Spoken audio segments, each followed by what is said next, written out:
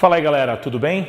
Tivemos hoje a prova do Albert Einstein, né? Uma prova muito bem elaborada na parte de química, em que houve claramente um predomínio de físico-química, como é natural que ocorra nos exames, um pouquinho de química orgânica na sequência, com toques aí de estrutura da matéria e química geral. Vou fazer um comentário rápido sobre algumas das questões, sobre todas as questões, tá?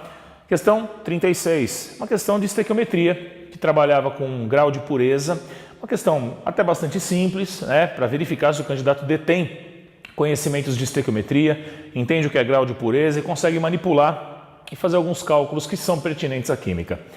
Questão 37. Acreditamos que essa questão vai ser uma daquelas que acabam decidindo o jogo no final.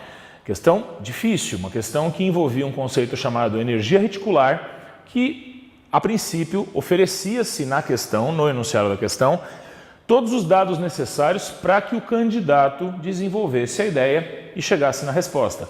Mas ainda assim é um tema que não é assim um tema muito trabalhado no ensino médio e por conta disso pode causar um certo estranhamento em alguns candidatos. Para resolver essa questão, além de uma grande interpretação, né, um poder de interpretação muito grande, o candidato tinha que conhecer bem algumas propriedades periódicas, como o raio atômico e o impacto dele nos raios iônicos, ok? Questão 38, uma questão de eletroquímica que trabalhava com proteção catódica, né, a utilização de metal de sacrifício. Essa é uma questão, acredito eu, você deve ter achado fácil, né, porque não tinha grandes coisas para se avaliar, a não ser a ideia de que para um metal ser utilizado como metal de sacrifício, ele tem que apresentar potencial de redução inferior ao do metal que vai ser protegido, né? Então, era até bastante tranquila essa questão. A questão 39, uma questão de química orgânica, que trabalha com uma das reações orgânicas que também não é muito desenvolvida normalmente no ensino médio.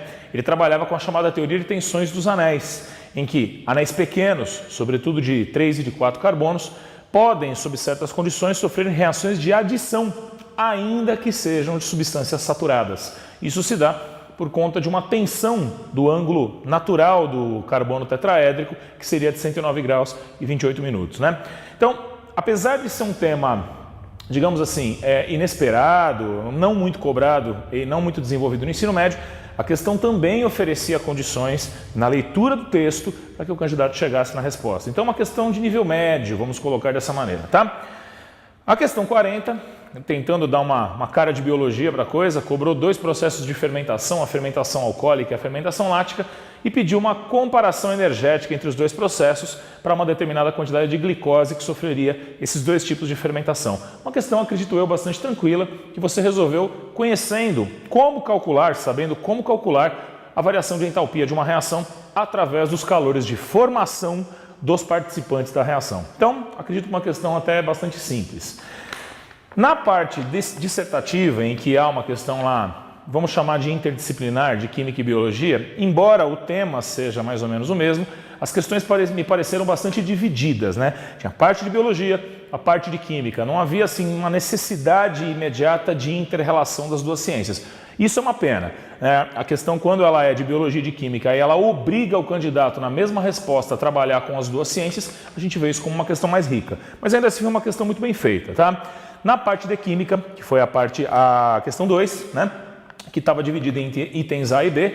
Itens A e B mais ou menos, porque o item A pediu um monte de coisas, o item B pediu um monte de coisas, né? Mas essencialmente o que a gente tinha. No item A, ele trabalhava com a ideia dos 2 isômeros, aí, né, a efedrina e a pseudoefedrina, e qual caso de isomeria acontecia aí. Dá para identificar não só mas a presença de carbonos quirais na estrutura, o que dá claramente aí o caso de isomeria espacial óptica. E ele pedia para justificar na estrutura, então ele utiliza aquela representação de cunha em que mostra um grupo voltado para frente do plano ou um grupo voltado para trás do plano. Isso estava bem claro nas estruturas, quem reconheceu isso acredito que tenha respondido sem grandes problemas. No item B, ele trabalhou com a ideia de concentração. Então, dava umas informações a respeito da concentração de, só pegando aqui, a epitestosterona, né? A epitestosterona, ele dava a concentração em nanograma por mililitro e queria a conversão disso em mol por litro. Uma conversão até bastante simples. E ainda nesse item B, Como ele dava no texto a relação máxima que poderia existir entre a concentração de testosterona e de epitestosterona, essa razão tinha que ser igual a 4, sabendo a concentração da epitestosterona, ele pedia a concentração máxima de testosterona que poderia ser detectada na urina de um determinado atleta. Uma prova, como eu disse, muito bem feita, abriu bastante os temas da química, trabalhou com contextualização, tá? Tem sempre um probleminha aqui ou ali, por exemplo, nessa questão escrita, que poderia ter juntado mais a biologia e a química, até porque é um vestibular para a área médica, mas ainda assim uma prova muito bem feita. E a gente espera de fato que vocês tenham tido aí um excelente resultado. Valeu? Um grande abraço, até mais!